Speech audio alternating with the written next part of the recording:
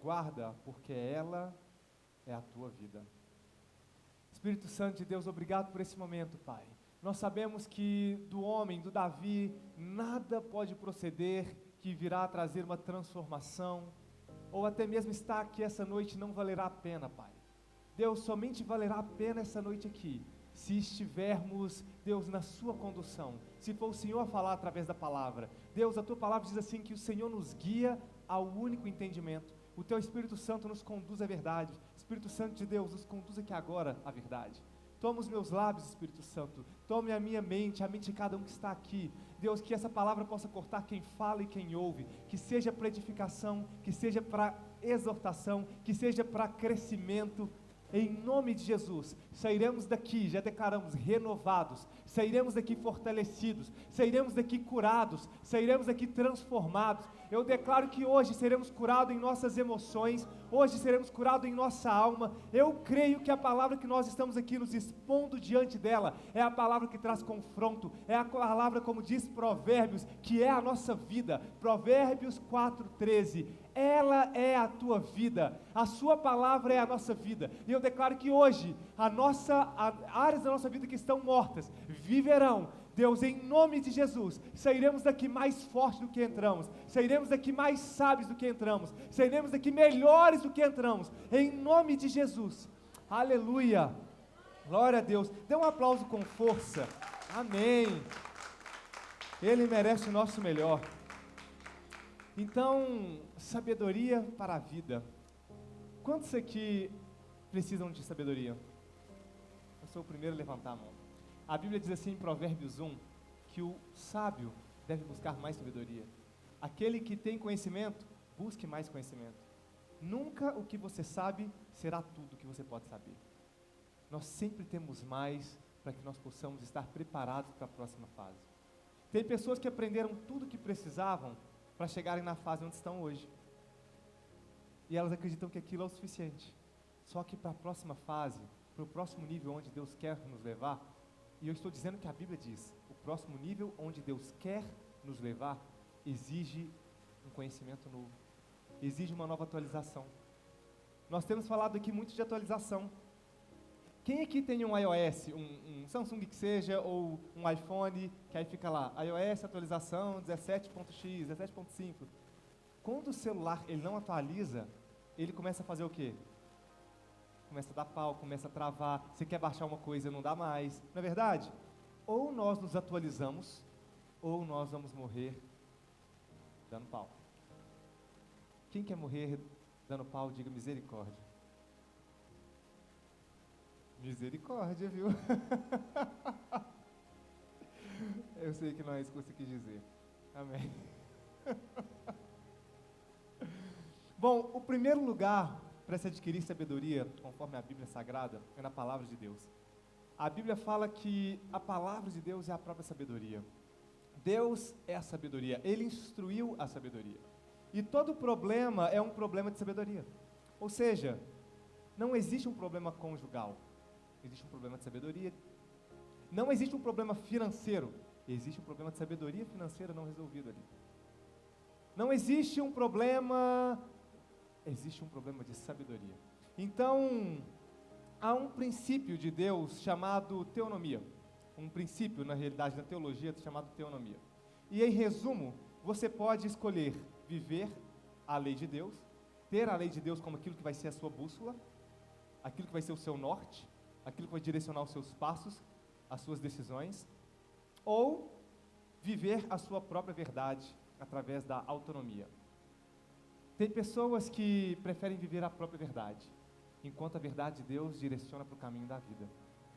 Você pode ser guiado pela sua própria verdade ou pela verdade de Deus. Se faça uma pergunta: qual verdade eu tenho seguido? As minhas ou as de Deus? Às vezes nós queremos viver uma verdade, mas que não é de Deus. Então, a palavra de Deus é a sua sabedoria, e nós precisamos ler e conhecer a Bíblia. Quem não lê e não aprofunda na Bíblia, desconfie dos conselhos dessa pessoa. Você pode ouvir, ela pode ter conselhos para a vida, mas desconfie. A sabedoria de Deus habita na palavra. Nós precisamos de contato com a palavra. A palavra é vida. A palavra é o que traz do trono de Deus a renovação, o conhecimento, a instrução. Quando nós estamos aqui na igreja, nós estamos recebendo e fazendo o quê? Ouvindo a palavra. Nós temos dito isso em todos os cultos. A fé vem pelo ouvir. E ouvir a palavra de Deus. A fé não vem pelo ouviu. Se você cresceu filho de pastor, se você cresceu neto de pastor, se você cresceu bisneto de pastor, se você conheceu a Bíblia de capa contra capa e parou ano passado, não serve mais. Porque a fé vem pelo ouvir. É todos os dias. A Bíblia traz isso para o presente. Então, o segundo lugar onde nós adquirimos sabedoria, o primeiro nós entendemos que é na palavra de Deus. O segundo lugar, você adquire sabedoria através do ouvir. Quem é que já leu o livro de Provérbios todo? A quem não leu, eu aconselho muito ler. Você pode ler um por dia. E durante todo o provérbio, a Bíblia começa assim: ouça, filho meu, ouça a instrução, escute a repreensão, ouve as minhas palavras e lhe acrescentarão. Então, a fé vem pelo ouvir. O tempo inteiro a Bíblia fala a respeito de ouça, ouve. A sabedoria, ela vem pela constante sede do ouvir. Se você não tem sede de ouvir, é porque você estancou, é porque você parou de buscar a sabedoria. Talvez hoje você está só no entretenimento, quer falar o tempo inteiro, mas você não para ouvir. Às vezes, na hora de você ouvir, está aqui na igreja, você está no celular, e você não está ouvindo. Às vezes você está diante de um preletor, que não é nem cristão, mas aquele cara, ele carrega um conhecimento, e naquele momento você está distraído, ao invés de estar adquirindo a sabedoria. Então, ouça e multiplicarão os teus anos de vida. Ouve o conselho e receberá a instrução. Nós precisamos ouvir mais e falar menos. Todo mundo já ouviu que nós temos 2 ouvidos e uma boca, talvez para ouvir o dobro que costumamos falar. Não é assim? Então, a instrução que você segue determina o futuro que você cria. Qual instrução você tem seguido? A instrução da sua própria cabeça? A instrução de Deus? Você se coloca a buscar de Deus a vontade dele para a sua vida?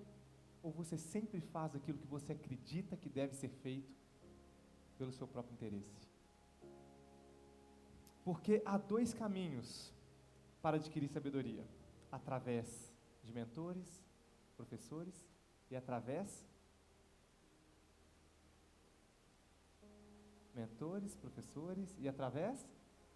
dos seus erros. Você pode ouvir quem tem a sabedoria, a palavra tem a sabedoria, ou você pode aprender com seus erros. Você pode ouvir, ou você pode ignorar. Os 2 jeitos você vai aprender. Nós escolhemos qual que será o caminho. Então, o nosso futuro é decidido pelas pessoas que nós decidimos ouvir e acreditar. Ouviram? O nosso futuro é decidido pelas pessoas que nós decidimos ouvir. Se você tem escutado, dado ouvidos aos anunciadores do fim do tempo, o que você vai viver? Amargura, medo, ansiedade. Tem pessoas que prestam seu ouvido a ouvir somente aquilo que traz angústia. Eu já falei várias vezes sobre mim, que teve uma época que eu comecei a me envolver muito na política, e eu comecei a ouvir todos os dias comentários, matérias jornalísticas, todos os dias. Só que não eram matérias muito no senso crítico, eram mais matérias de pessoas criticando, falando. Gente, aquilo me trouxe uma amargura. Quando a gente vai vendo todos aqueles juízes federais que não têm comprometimento com a nossa Constituição, quando a gente vê todas as falcatruas, todo aquilo que é feito de maneira por debaixo dos panos, de forma ilegal, aquilo vai trazendo um sentimento de injustiça, um sentimento de desgosto, um sentimento de raiva. Você fica com raiva porque o cara fez, roubou e ocultou, fez tudo que não podia e não foi preso. Te dá um sentimento de indignação, te dá um sentimento de amargura. Qual voz você tem ouvido? Eu eliminei isso da minha vida. Eu decidi eliminar. Uma vez ou outra eu coloco e acompanho matérias mais enviesadas, de uma maneira mais descritiva dos fatos, do que aquelas que apontam para as pessoas e falam, esse canalha sem vergonha, vagapi, tá lá, aquela coisa toda. Então, isso é muito importante, nós termos a consciência a respeito de quem nós decidimos acreditar. Eu decidi acreditar que Cristo vai voltar para encontrar a sua noiva, a cabeça vai voltar para encontrar um corpo, e não é um corpo raquítico, nós temos falado aqui, mas quando a cabeça voltar, ela vai voltar para encontrar um corpo forte. Esse é o tempo que a igreja vai se levantar, esse é o tempo que nós não vamos mais aceitar aqueles que anunciam as mentiras, que anunciam o final apocalíptico. Nós estamos anunciando que o Cordeiro venceu, nós estamos anunciando que nós somos mais que vencedores, nós estamos anunciando que a Babilônia caiu, nós estamos anunciando que nós temos um Deus todo-poderoso, nós estamos anunciando que nós cremos em um Deus, que o que Ele prometeu, Ele irá cumprir. Nós temos anunciado que nós somos um povo ungido, e um povo ungido é um povo poderoso. Eu creio que eu sou poderoso, eu tenho essa convicção, Muitas vezes eu sou afligido por algumas circunstâncias, e a maior batalha muitas vezes é com a nossa mente, porque a nossa mente tenta nos sabotar. Muitas pessoas sucumbem com o deserto, outras sucumbem com a tempestade, outras vencem a meu deserto, outras aprendem com Jesus e mandam a tempestade se calar. Quem somos nós? A quem nós temos dado ouvido? O que nós temos acreditado? Quem você decidiu acreditar lhe proporcionará o futuro de tal forma. Então, quem temos ouvido? Se nós formos atentar para a sabedoria bíblica, todo o drama da espécie humana começou de uma conversa. Olha que interessante. Todo o drama da espécie humana, Raimundo, começou através de uma conversa. Quem comprova o que eu estou dizendo? A Bíblia. A primeira conversa que gerou o maior drama da espécie humana foi da serpente com Eva. Quem você tem escutado? Talvez nós vemos ali no livro de Gênesis, só que a gente não entende a profundidade. De onde pode nos levar, dependendo de quem nós temos ouvido. Onde o destino pode nos levar, de acordo com as pessoas que temos ouvido. Então, o livro de Provérbios é um livro sobre a fala. O tempo inteiro fala sobre aquilo que você fala, aquilo que você declara. O livro de Provérbios também é um livro sobre relacionamentos. O livro de Provérbios fala o tempo inteiro a respeito, quem anda com o sábio se tornará mais sábio. Quem anda no conselho dos insensatos. Então, olha que interessante, a Bíblia mostra assim que os espias, quem se lembra aqui da história de Moisés?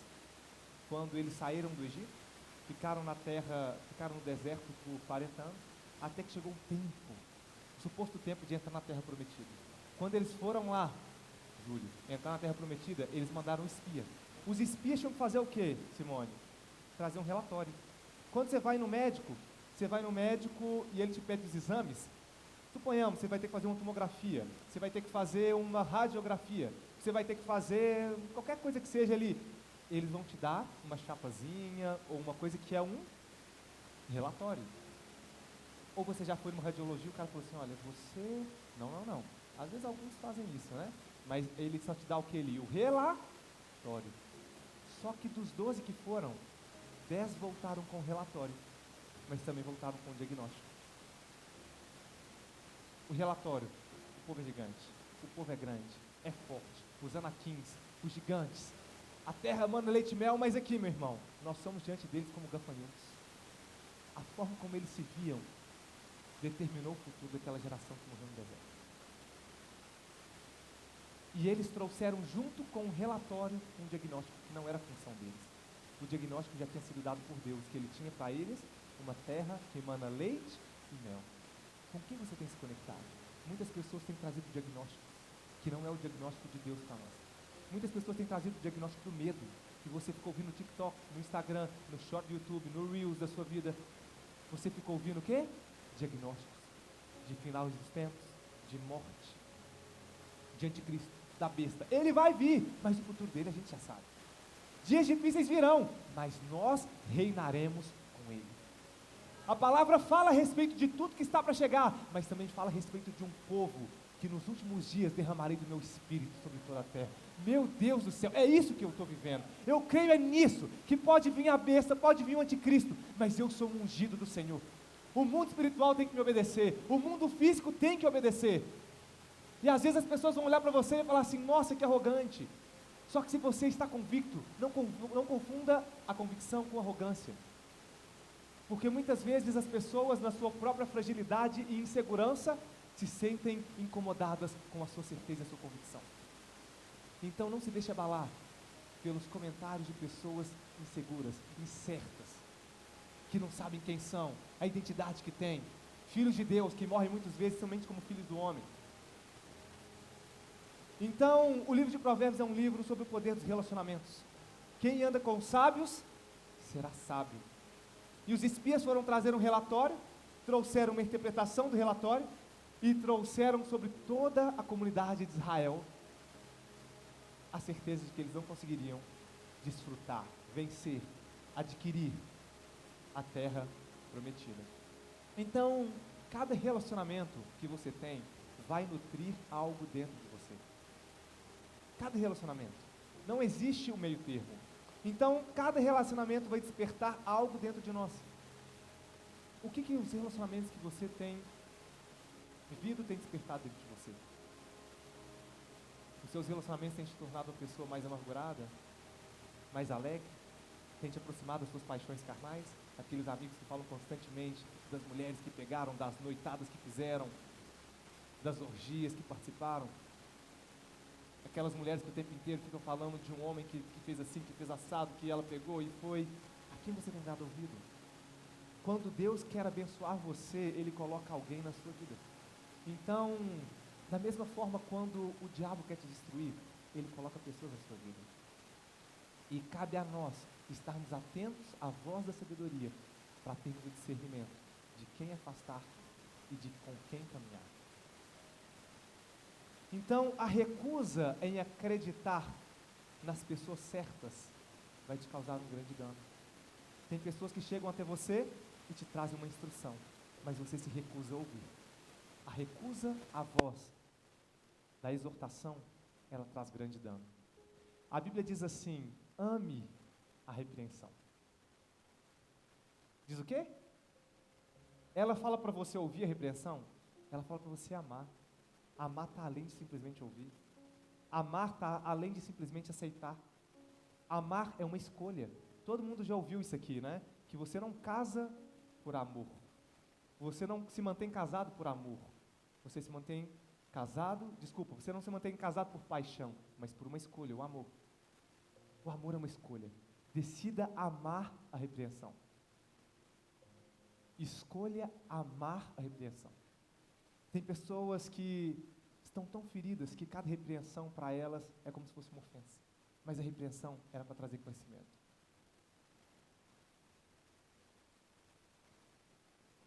Então, para adquirir sabedoria, nós precisamos falar de forma certa, falar o que a Bíblia diz. Nós precisamos nos aproximar das pessoas certas, porque o livro de Provérbios é um livro sobre relacionamentos. Nós precisamos de igual forma identificar as sementes de Deus em nossa vida. Nós entendemos aqui que o maná não era um pão pronto do céu, que o maná era uma semente. E o reino dos céus é semelhante a um grão de mostarda, que é o menor dentre todas e quando cresce, e ao mesmo tempo, esse grão de mostarda se trata de uma semente. O tempo inteiro, Deus compara o reino com uma semente. Então, quais sementes Deus tem colocado na sua vida? Quando Ele quer te abençoar, Ele coloca pessoas. Quem são essas pessoas que são sementes para te abençoar? Quem são essas pessoas que são sementes que o maligno plantou? Quem conhece a parábola do joio e do trigo? Que aquele senhor plantou o trigo. Eu me revoltei com Deus uma época na minha vida, porque eu falei assim, Deus, eu não colhi isso, por que eu estou plantando, por que eu estou colhendo o que eu não plantei? E eu me revoltei com Deus, eu coloquei meu joelho no chão e falei assim, Pai, isso mostra que a Bíblia não é como ela realmente mostra, é o Senhor no céu e nós na terra, Miriam, porque eu colhi algo que eu não plantei, de verdade eu colhi algo que eu não plantei, mas a Bíblia mostra, e eu tinha me desatentado disso, que em certo momento, um homem plantou o trigo, veio o inimigo e plantou o que ali no meio? O joio. Então, muitas vezes acontece do inimigo vir e lançar uma semente. Mas nós temos que estar atentos para como fazer. Deixa tudo crescer. Na hora que crescer, uma se dobra, a outra fica, arranca o joio e joga fora. Então, quando Deus quer proteger você, Ele remove pessoas da sua vida. E a sua relutância em submeter-se e negar, escute isso. Quando Deus quer proteger você, Ele remove uma pessoa da sua vida. E sua relutância em submeter-se nega a Deus a autorização para te proteger. Porque a submissão é permissão para a proteção. O bispo J.B. Carvalho estava dizendo sobre isso. E a profundidade. Quando você não autoriza a proteção, é porque você não está debaixo de submissão. Então, toda amizade alimenta uma força ou uma fraqueza. E tem pessoas que acham que não precisam de amigos. Tem pessoas que falam assim, é eu e meu Deus. Você precisa de amigos. Tem pessoas que acham que não precisam ser agradáveis. Porque, ela tem que gostar do jeito que eu sou. Não, meu amigo. Você tem que ser melhor. Tem pessoas que são estúpidas, são ignorantes. Homens, às vezes, que são grosseiros. Mulheres que são igual porteira. Nós temos que ser melhor. Nós temos que melhorar e nos lapidarmos para sermos pessoas mais agradáveis, como a Bíblia fala a respeito dos frutos do Espírito. Tem pessoas que casam e falam assim, ele casou comigo assim, que me aguente assim. Não é não, gente. Agora você é adulto, você é adulta. Ou você amadurece e se desenvolve, ou a sua vida e da sua outra parte vai ser um caos. Então, nós não somos mais meninos, nós não somos mais crianças. Então, toda amizade alimenta uma força ou uma fraqueza. Nós já estamos no final do ano e a pergunta para você é, você já fez uma balança das suas amizades? Dos seus relacionamentos? Das pessoas que você anda? Eu quero te fazer uma pergunta. Pega seu celular ou pega o seu bloquinho de notas e anota, por favor. Quero que você anote isso. No celular ou no caderninho?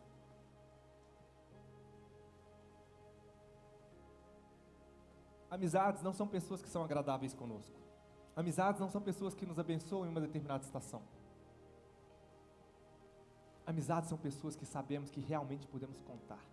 São pessoas que nós cultivamos o relacionamento. São pessoas que têm o nosso coração e eles, de igual forma, de um para com o outro. E eu quero que você anote agora. Quantos amigos de verdade, verdadeiros você tem? Homem ou mulher? Quantos amigos verdadeiros você tem? Talvez se você só tem um,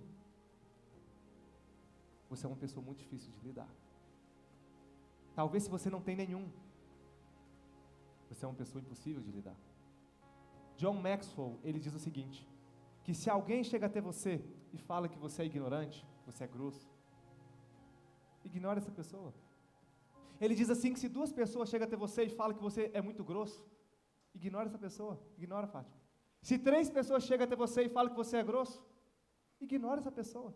E ele diz assim, Célia, que se 5 pessoas dizem que você é ignorante, aí já começa a ser uma conspiração. Só que se 10 pessoas dizem que você é um ignorante, é um grosso, compre uma ferradura, você é um cavalo. Então, esses são os nossos pontos cegos. Será se nós temos a capacidade de ouvir o que as pessoas têm a dizer a nosso respeito para a nossa melhoria, sem nos sentirmos ofendidos? Será se nós temos capacidade para isso? Ou se a pessoa nos mostrar o ponto cego, ela vai virar um pouco espinho. E aí? Então, onde você está hoje é reflexo dos seus relacionamentos. Eu conheço pessoas que não têm amigos, porque são pessoas que decidiram e escolheram não evoluir. Pessoas que, ao você mostrar os seus pontos fracos, ela se sente espinhado, machucado. Um certo cidadão Certa feita, conversando com ele a respeito de algumas situações, ele passou algumas coisas na vida. E ao trazer para ele algumas situações, ele passou por uma situação bem dura, bem difícil. Passou por algumas coisas no casamento que levou ao rompimento. E no seu trabalho, de uma certa forma, ele foi mandado embora. Segundo ele, falaram assim dele, fizeram toda uma situação. E aí quando a gente parou para conversar e mostrar algumas situações, é que a gente fica com receio de falar, e às vezes a pessoa fala assim, eu sei quem que é. E a gente não quer gerar isso, né? Aí a gente vai falando com cuidado. É um cara que nem é desse lugar, ninguém conhece ele. Ele não é nem desse país. É da Noruega. Se alguém conhecer. Meu Deus. E quando eu fui mostrar algumas coisas para ele, a resposta foi: é por isso que eu não tenho amigo. Amizade falsa não serve não, fica julgando as coisas na nossa cara. São pessoas que não estão preparadas para serem exortadas, repreendidas. Ao invés de receberem repreensão, elas veem como se estivesse julgando na cara. Morrem sozinhas. A Bíblia não é para os dodóis. A Bíblia é para aqueles que decidiram viver uma vida extraordinária. Sabe por quê? É impossível você viver uma vida de fé extraordinária sem tomar riscos.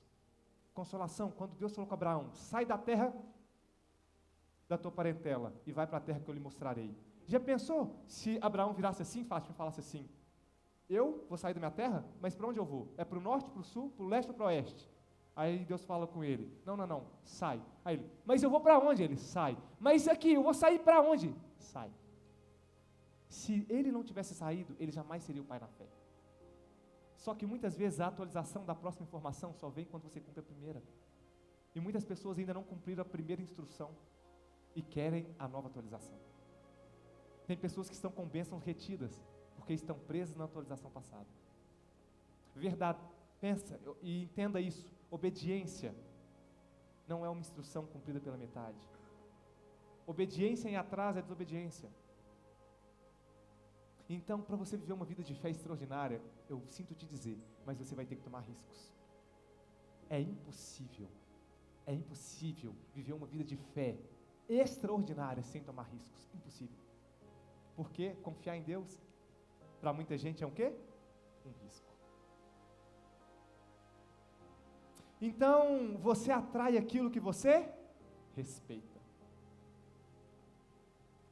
A unção que você respeita é a que você desfruta.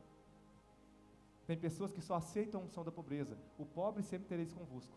E você vai morrer como? Pobre. E salvo. Porque você é um filho de Deus. Um salvo pobre. Tem pessoas que respeitam a unção da prosperidade e desfrutam disso.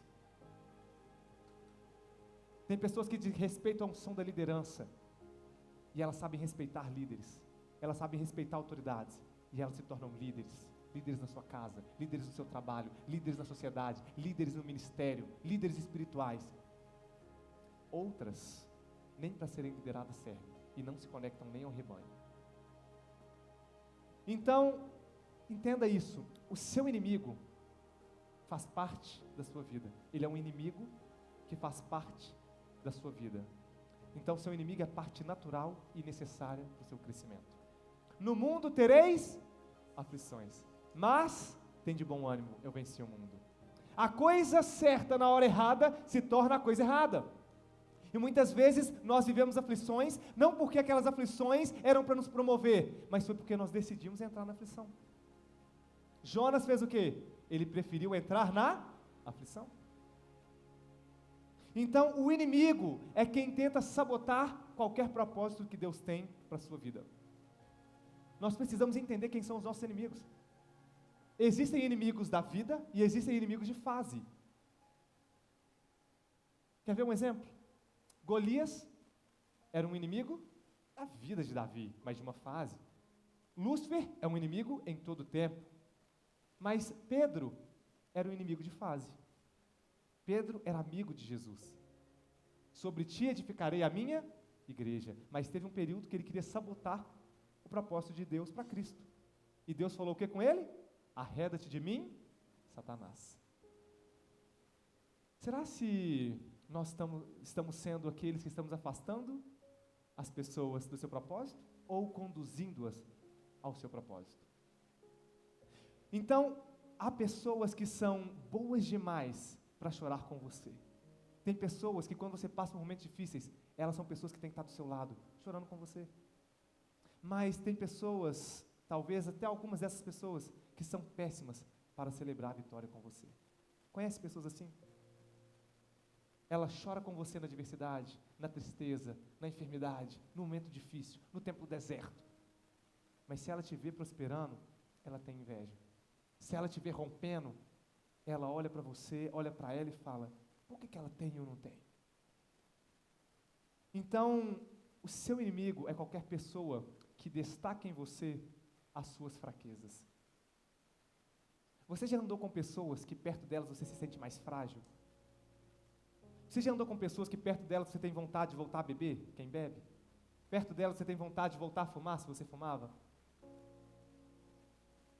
Perto delas você tem vontade de voltar a falar palavrão, se você falava? A pessoa fala o palavrão com a boca tão boa, que você volta a querer falar e para você fica tudo certo.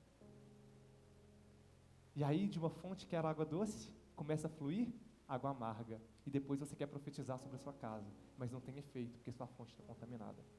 E você quer repreender o mal da sua casa, e não tem efeito, porque a fonte está contaminada. Descontamina a fonte. Descontamine a fonte.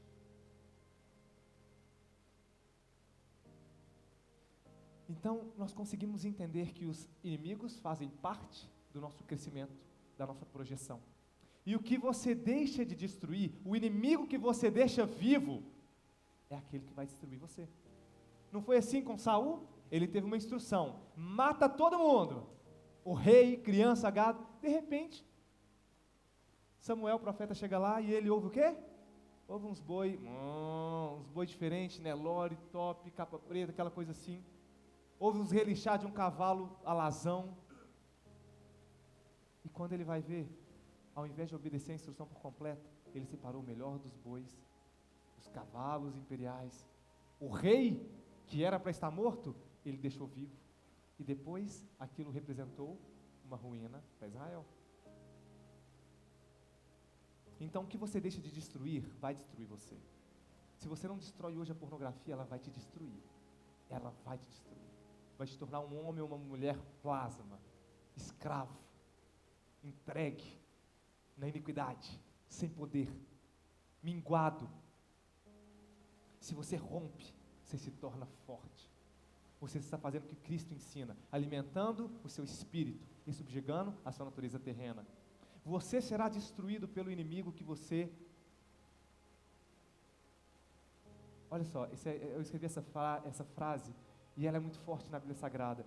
Você será destruído ou você será reconhecido pelo inimigo que você derrotou ou foi derrotado.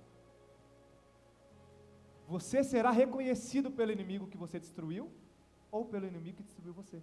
Quando a gente fala de Davi, você lembra de quem? Golias. Davi é o cara que derrotou Golias. E quando você fala de Sansão, você lembra de quem? Dalila. E aí? Aonde que nós vamos estar? Qual será o nosso reconhecimento? Qual tem sido a sua escolha? A Bíblia em Provérbios também fala a respeito de foco. E aquilo que você dá a sua atenção diz respeito a seu foco. Tem gente que foca nas distrações. Então, aquilo que você dá a sua atenção torna-se também seu mestre. E tem pessoas que o seu mestre hoje tem sido a distração. Quem tem a distração como mestre, vive uma vida sem nada. A pergunta que a gente deve se fazer é, aonde eu tenho direcionado a minha atenção? Sabe o que eu fiz, gente? Algumas pessoas mais próximas eu já comentei. Até dia 31 de dezembro, eu não posso folhear o meu Reels, eu não posso folhear o meu explorar do Instagram, eu não posso folhear o meu feed. Se alguém me mandar um Reels, eu vou ver, mas eu não posso folhear nenhum depois dele. Eu não posso folhear o meu short do YouTube. Sabe por quê? Eu entendi que aquilo, para que eu dou a minha atenção, se torna o meu Senhor. E eu não estou a fim de negociar a minha vida, porque tempo é vida. E se eu tenho dado meu tempo para distração, eu tenho perdido a minha vida. Só que existe uma diferença entre querer e fazer. Tem uma sabedoria, eu já falei que eu vivi alguns tempos com os judeus nos Estados Unidos, e muito da sabedoria judaica vem através de história. E tem uma história judaica, eu não me lembro muito bem, mas eu vou procurar ela de novo para falar, que ela diz o seguinte: existem pessoas que escolhem, pessoas que querem e pessoas que querem. Pessoas que querem e pessoas que querem. E essa história judaica diz assim, que um certo judeu estava passando, uma certa pessoa estava passando, e ela viu uma loja escrita assim: entre e escolha o seu... Entre e escolha o seu... Isso, pegue o que você quiser, entre e escolha o seu item, é de graça. Entra e escolha o seu item, é de graça. Aí aquela pessoa parou, olhou e falou assim: caramba, é de graça. Cara, eu nunca vi, você já viu, Denilson, uma loja oferecendo, entra e pega, escolhe uma coisa, é de graça. Esse cara entrou na loja desse rabino e começou a escolher. Deixa eu ver, até que ele viu um aparelho eletrônico, ele falou assim: cara, isso aqui é de graça, que loucura, que povo generoso. Ele foi lá e pegou aquele item para ele, Consolação. E ele foi sair da loja, Manu. Na hora que ele foi sair da loja, o senhor gritou para ele: ô, não vai pagar não? Aí falou assim: uai, mas está falando que é de graça. Aí falou assim: não, você tem que pagar. Vai pagar o quê? Está escrito, é de graça. Aí o senhor falou com ele assim: você é algum ladrão por acaso? Aí ele falou assim: não, mas está falando que é de graça. Aí ele: mas você quer de verdade? Aí ele: eu quero. Se você quer, você tem que pagar. E talvez vocês não entenderam, mas toda a história judaica, ela tem a sua explanação. Querer é gratuito. Querer não custa nada, é de graça. Mas para você ter o que você quer, você tem que pagar um preço. Então tem pessoas que falam assim: ah, eu quero ter uma Ferrari. Um exemplo. Só que para ter a Ferrari você pode querer, mas para você ter, você tem que pagar um preço. Não é o preço da Ferrari, é o preço para chegar até lá. Esse preço é renúncia. Esse preço é leitura. Esse preço é se conectar. Esse preço é deixar de ser chato. Esse preço é deixar de ser dodói. Esse preço é passar por espinhos. Esse preço é aguentar o sol quente. Esse preço é passar pela chuva. Esse preço é passar pelo deserto e vencer. Esse preço te leva a Ferrari. Amém. Então, os judeus, eles carregam muito dessas sabedorias em histórias. Querer é de graça, mas para ter, tem que pagar o preço. E por isso que poucos têm. Quando vê o preço que tem que pagar, quando eu entendi que para fluir nos dons do Espírito Santo, que para ser uma pessoa poderosa, eu tinha que buscar mais, eu tinha que fazer além, eu tinha que provocar, eu tinha uma escolha: ou eu deixo para o meu pastor, deixo para o meu pai, ou eu vivo. Vocês estão entendendo? Ou eu conto o testemunho de alguém, da Jéssica, do Marcos, ou eu vou contar a minha história. Então, nós temos que entender que a batalha da vida é pela nossa mente. E a batalha da mente é pelo seu foco. Tem pessoas que já perderam essa batalha há muito tempo. Não aqui nessa igreja. Aqui nós somos ensinados a direcionar, a vencer a nossa batalha, que é com a nossa mente. O foco que você escolhe é o mundo que você tem para si. O que você tem escolhido focar, acreditar, ouvir? Um vencedor tem um certo ditado que diz que um vencedor é um ex-perdedor que ficou com raiva. O que tem sido o seu foco? O que tem te dado raiva? O que tem te feito ser obstinado? As pessoas mais campeãs que nós conhecemos do mundo do atletismo, atleta olímpico, jogador de futebol, os maiores campeões que nós conhecemos são pessoas obstinadas. Quem já ouviu falar do Michael Phelps? Quem? Nossa, pouca gente. Michael Phelps foi um grande nadador olímpico, o maior de todos os tempos, inclusive o maior medalhista olímpico do planeta. Não existe em nenhuma categoria alguém que tem mais medalha que ele. Em nenhuma categoria, do futebol ao jogo de cotonete, ninguém tem mais medalha que ele. E Michael Phelps, ele foi diagnosticado com TDAH. Quem aqui tem TDAH? Você não tem não, meu irmão. Você está subindo para si? Brincadeira. Mas você não tem mesmo não. Só que quantos aqui foram diagnosticados com TDAH? Essa é a pergunta. Várias pessoas, né? Michael Phelps foi diagnosticado com TDAH. E sabe o que o médico falou? Esse menino vai ter que fazer assim, assado, porque ele não vai conseguir aprender nada. O TDAH dele é muito alto. E aí o médico trouxe um diagnóstico igual os 10 espias. Já era esse menino aqui. Você vai ter que colocar ele numa escola especial, de menino meio diferente. Aí, Michael Phelps, ele tinha uma escolha. O foco dele estaria no TDAH que ele foi diagnosticado, ou em quem ele queria ser. Por várias vezes ele foi tirado de sala de aula, por não conseguir fazer as coisas, e ele era colocado meio que de castigo, ficava perto da piscina olhando, e ele decidiu que ele seria um nadador. Aí, o pai dele apresentou a ele um treinador, e esse treinador começou a focar o Michael Phelps em ser o maior nadador de todos os tempos. E isso começou quando ele era um pré-adolescente, irmão. Olha que loucura. Ou seja, o pai dele conectou ele à pessoa certa. O treinador pegou o Michael Phelps e falou assim: meu amigo, você escolhe, ou você foca no TDAH, ou você foca em quem você realmente quer ser. Detalhe, o maior medalhista de todos os tempos. Durante acho que 3 ou 4 anos, ele treinou 365 dias por ano, durante os 3 anos. Então, para cada foco que nós escolhemos ter, nós temos um resultado correspondente. Para crianças, pior do que crescer com conflitos é crescer sem eles. Hoje tem pessoas que superprotegem crianças, superprotegem seus esposos, superprotegem suas esposas, superprotegem seus amigos. E aí sabe o que acontece? Você impede a pessoa de crescer. Pega uma criança e deixa ela numa bolha, com oxigênio programado, tudo certinho, e deixa ela crescer lá. Tira ela lá com 18 anos, um homem maduro, Marcos, um homem, Denilson. Tira ele lá de dentro e coloca ele perto da sociedade. Talvez ele não dure uma semana.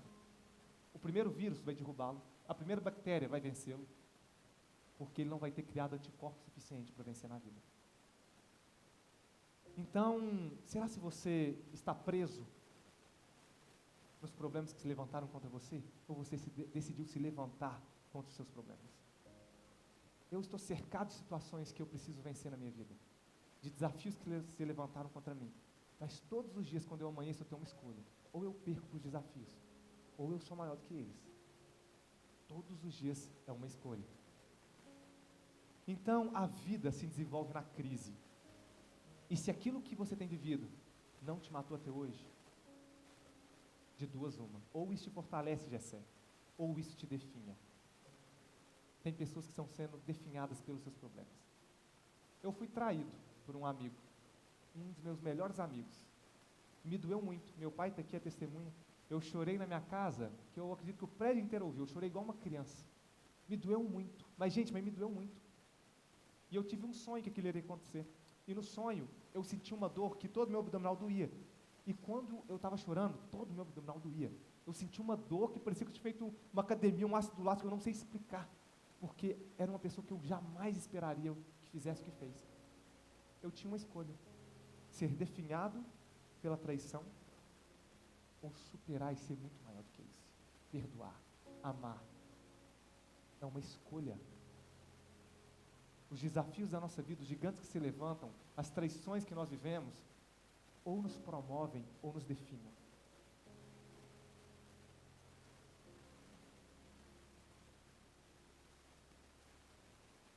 Em Cristo nós escolhemos vencer. Em Cristo nós somos mais que vencedores. Se tentarmos por nós mesmos, às vezes a gente perde. Mas é por isso que a Bíblia fala que nós somos seres espirituais. O nosso limite não está na nossa carne, porque nós somos seres ilimitados, porque somos conectados com Cristo. Hoje, se a pessoa fala assim comigo: Davi, o céu é o limite, eu falo assim: você está em outra frequência, irmão. Para mim, nem o céu é o limite, porque a Bíblia fala que Deus habita nos céus dos céus, não é isso, Felipe? Ou seja, nem o céu é o limite, meu irmão. E outra, vai falar de limite para um Deus que é ilimitado? Você está em outra frequência, meu irmão. Deus é ilimitado, eu sou ilimitado. Eu sou limitado na minha fraqueza, na minha carne, mas como eu sou um com Ele, e eu escolho, eu serei ilimitado com Ele. Quem será ilimitado com Cristo? Fala um amém bem forte. Amém. Não, dá para ser mais forte. 1, 2, 3, amém! É isso aí. A vida se desenvolve na crise. Então, vença o seu inimigo. Vença o seu gigante. Sabe por quê? Vencer o gigante traz recompensa. Davi, ao vencer Golias, ganhou dinheiro, Miriam. Isentou a casa dos pais de impostos. Olha que honra, pôde honrar o pai e a mãe em vida. Porque depois que morreu, como é que faz? E além disso, ganhou a princesa. Ô, glória! Tem irmão aí dando glória. Então, quando Deus lhe dá um inimigo, Ele define o tamanho que ele lhe vê. Talvez seu inimigo é pequeno demais, que Deus está vendo que você... Agora, se o seu inimigo é grande, é porque Deus te vê muito maior do que você se enxerga. Amém? Então nós precisamos vencer o inimigo. Sempre estará conosco o despojo. E para aquele que vencer, a palavra diz assim, abre aí por favor, Apocalipse 3, 21. O que a Bíblia fala daqueles que vencerem?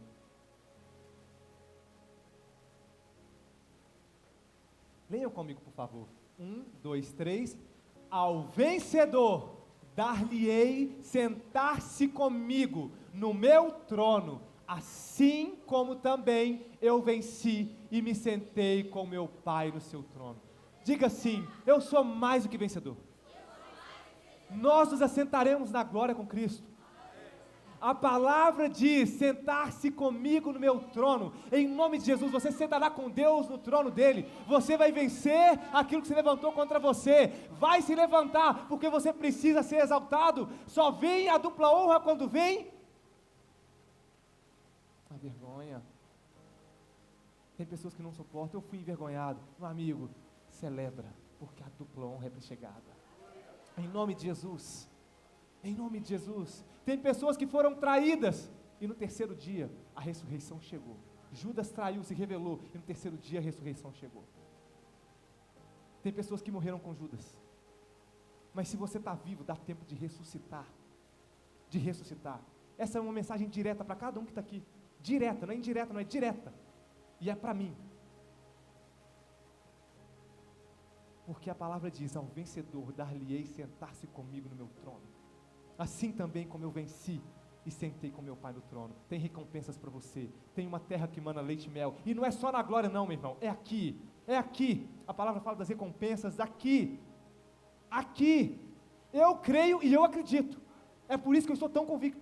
Talvez eu possa parecer um obstinado para alguns, mas é porque eu acredito tanto em Deus que não existe outra possibilidade. Se apegue ao seu Deus e a vitória também será com você. Aleluia. Aleluia. Então, nós precisamos entender que a diferença entre o significado e a insignificância é um adversário. Olha isso, consolação. Quem que era Davi antes de Golias? Após vencer o seu inimigo, se tornou o maior rei de Israel. Mike Tyson versus Holyfield. Não é da minha época, mas eu gosto muito de luta e já acompanhei todas. A Daisy está sorrindo, ela assistiu. Mike Tyson, ele tinha fama de derrubar todos os seus oponentes no primeiro round. Gente, eu fui acompanhando todas as lutas do Mike Tyson, todas. O que era aquilo, Raimundo? Ele entrava, batia um negócio, com 30 segundos ele derrubava o camarada. Que agilidade, é inacreditável. Ele foi tido mesmo como um anormal dentro do boxe. E aí, um certo camarada chamado Holyfield teve que parar de lutar porque ele teve um problema no coração. Só que aí ele foi numa cruzada de um grande evangelista famoso, não vou citar o nome aqui, e nessa cruzada esse evangelista colocou as mãos sobre ele, ele caiu pelo poder de Deus, e ele foi curado. Marcos, ele foi curado. Fátima, Denilson, Deise foi curado do negócio do coração dele. Só que ele estava sem lutar por um tempo, porque ele tinha o quê? Uma doença no coração. Ele foi curado nessa cruzada evangelística. E como ele já tinha sido campeão, ele tinha direito a desafiar o atual campeão. Sabe o que esse cara fez, Mayara? Ele desafiou o campeão Mike Tyson, que derrubava todo mundo no primeiro round. Ele podia passar uma vergonha, ele podia querer, mas ele podia querer pagar o preço. Voltou a treinar, desafiou o Mike Tyson. E as apostas foram de 10-1 no Mike Tyson, porque se coloca muito dinheiro nisso, né? Então, foi 10-1 consolação, proporção para Mike Tyson. E esse cara derrubou o Mike Tyson. Ele apanhou, mas ele derrubou o gigante dos rings. E por ter feito o desafio e vencido, ele levou com ele o quê? A recompensa. Quanto foi a recompensa dele, Marcos? Seu Geraldo? 23 milhões de dólares.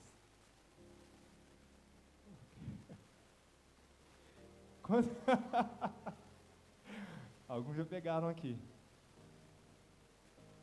George Foreman, já ouviram falar também do boxe?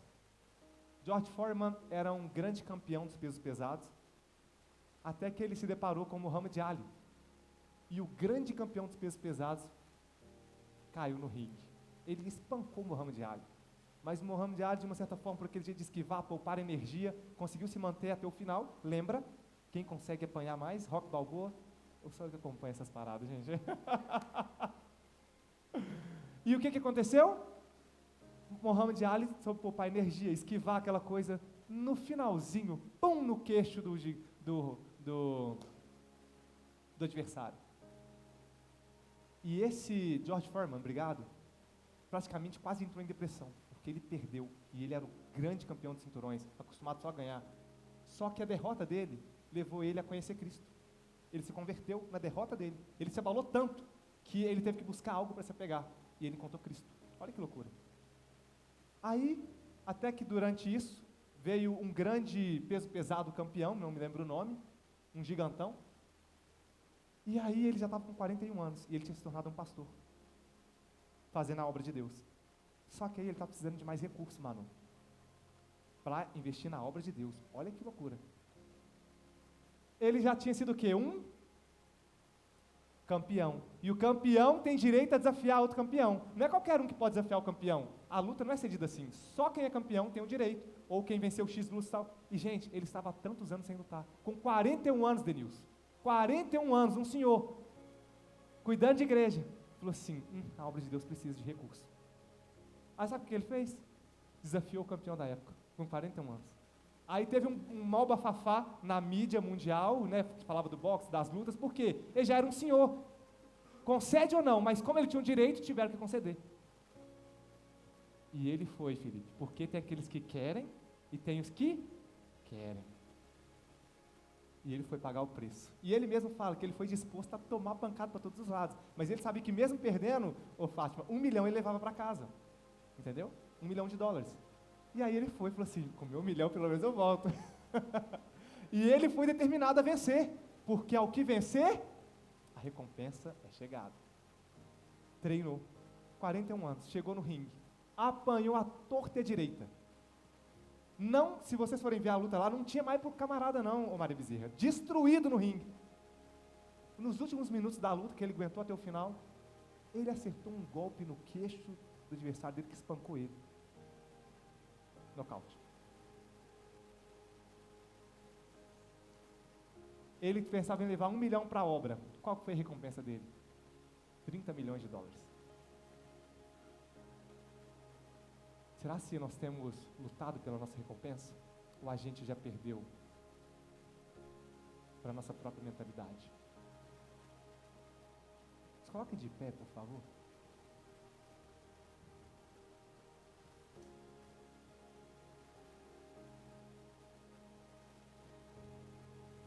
Lembre-se disso. É um recado para a nossa vida. As suas atitudes de obediência encurtam a distância até o milagre que você tanto busca. Ou você escolhe obedecer, ou talvez o milagre será uma utopia. Mas para nós viveremos o milagre. Não porque somos otimistas, mas porque nós cremos em uma palavra viva. Não porque nós temos um positivismo barato ou uma lei da atração sem sustentação. Nós atraímos as bênçãos de Deus porque nós cremos no Deus que concede as bênçãos. Nós temos em nós o Espírito Santo de Deus que nos faz ser homens e mulheres superpoderosos. Nós encontramos em Deus a resposta que tanta gente procura, mas não encontra com dinheiro, não encontra com a fama, não encontra com nada, além de um coração quebrantado, contrito, com sede. Se arrependa dos seus pecados, se arrependa dos seus erros, se arrependa da sua amargura, se arrependa de viver de forma errônea. Coloque o seu coração diante do altar. Peça a Deus para trabalhar na sua vida. Se coloque disposto a ser quebrado, se for necessário, para Deus levantar um vaso novo. Se levante como um homem ou uma mulher de fé. Não seja como um Jonas que foge para Nínive, sendo que Deus tinha Tarse para ele. Talvez você está fugindo da pessoa que você é. Talvez você está fugindo daquilo que você plantou. Mas eu tenho boas novas para você. A Bíblia fala que você é responsável pelo que você planta. E, consequentemente, a colheita, ela vem daquele que plantou. Comece a plantar certo hoje. Eu tenho uma boa nova de Deus, eu tenho boas novas de Deus para a sua vida. Comece a plantar novo. Comece a plantar certo. Comece a semear as sementes corretas. Comece a cancelar aquela semente ruim que você plantou lá atrás, com o excesso de sementes boas que você vai plantar agora. Lembra que quem dá o crescimento é Cristo, e o crescimento dessas sementes podem crescer muito mais fortes e muito mais rápido